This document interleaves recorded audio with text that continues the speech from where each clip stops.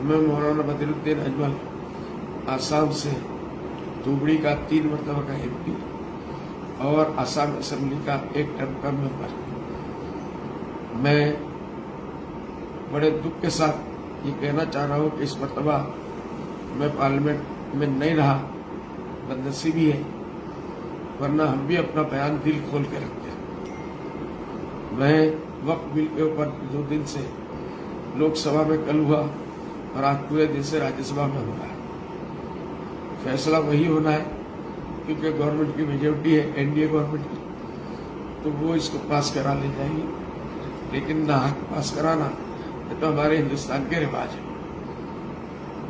जिसकी लाठी उसका भैंस। मैं उन तमाम पार्टियों के लीडरों को जिन्होंने इस बिल की मुखालफत में अपनी पार्टियों को लगा दिया, उनको और उनके उन सारे MPs को जिन्होंने बयान दिया और जबरदस्त बयान दिया, जबरदस्त तरीके से मुखालफत की, और उन MPs को भी जो उनको मौका नहीं मिला, लेकिन उनके जज्बात जो है तो बहुत ही मजबूत थे।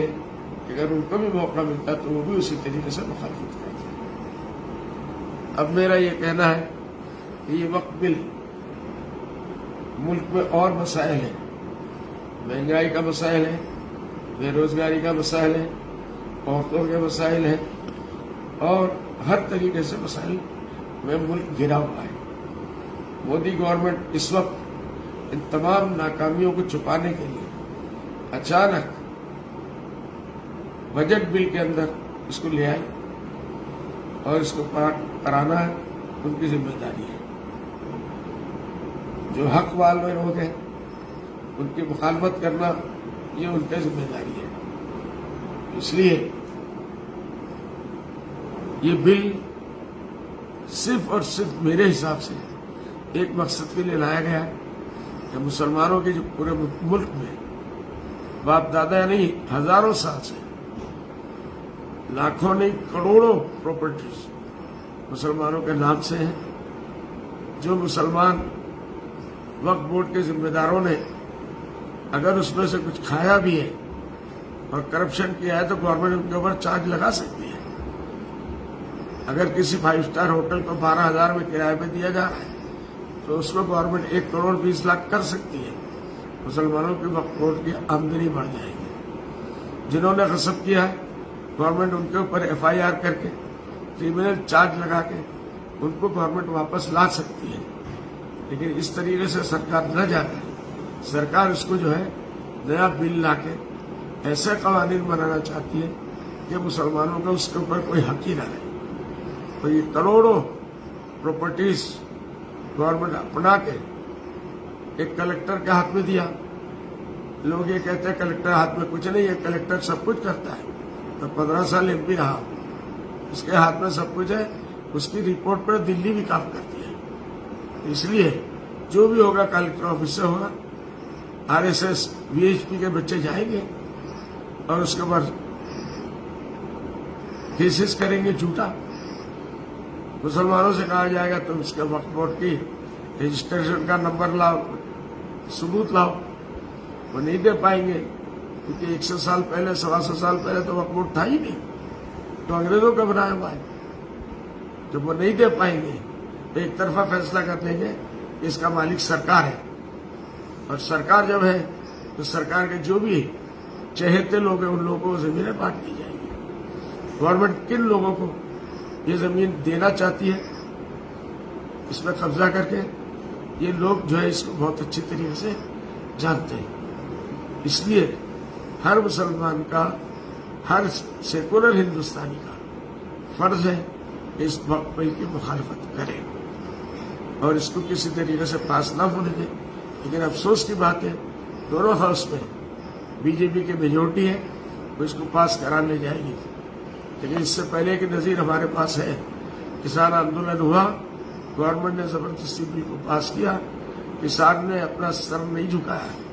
मैं उनको मुबारकबाद देता हूँ, उन्होंने पूरा मुल्क फिर आंदोलन चलाया और गवर्नमेंट को जाकर मजबूर होना पड़ा। यहाँ मैं मुस्लिम पर्सनल वालों की जिम्मेदारी समझता हूँ।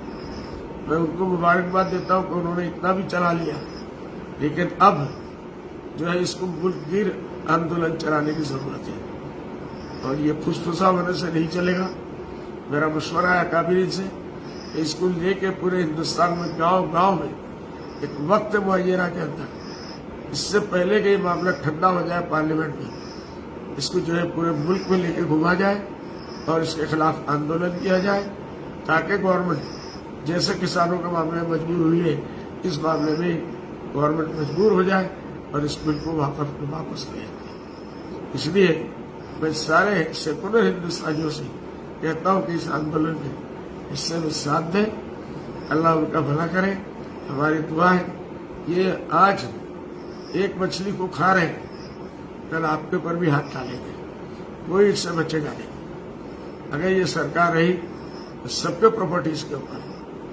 دوسرا جو ہے، ہندو ممبر رکھیں گے پارلیمنٹ میں۔ کل بھی لوگوں نے کہا، آج بھی کہا کہ دوسرے ہندو بھائیوں کے، جین بھائیوں کے، سردار بھائیوں کے اور دوسرے کسی کمیونٹیز کے اندر لکھا ہوا ہے کہ اس میں کوئی دوسرے دھرم کا آدمی نہیں ہوگا، اس میں دوسرا دھرم کا آدمی لیا ہی جائے گا۔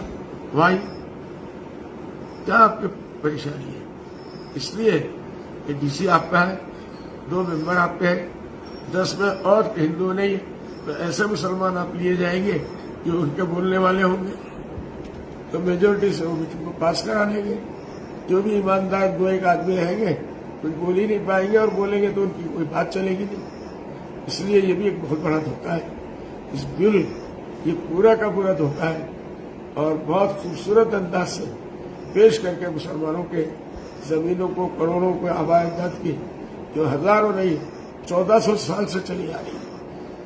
ہمارے نبی صلی اللہ علیہ وسلم نے پہلی مرتبہ کرایا تھا تو مرنے کیا، اس لیے یہ جب سے چلا رہا ہے اور اس کی کوئی انتہا نہیں ہے۔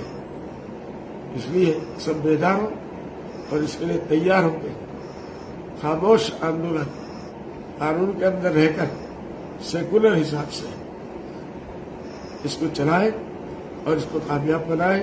اللہ تعالیٰ کامیاب کرے، یہ میری دلی دعا ہے۔ خدا حافظ، السلام علیکم۔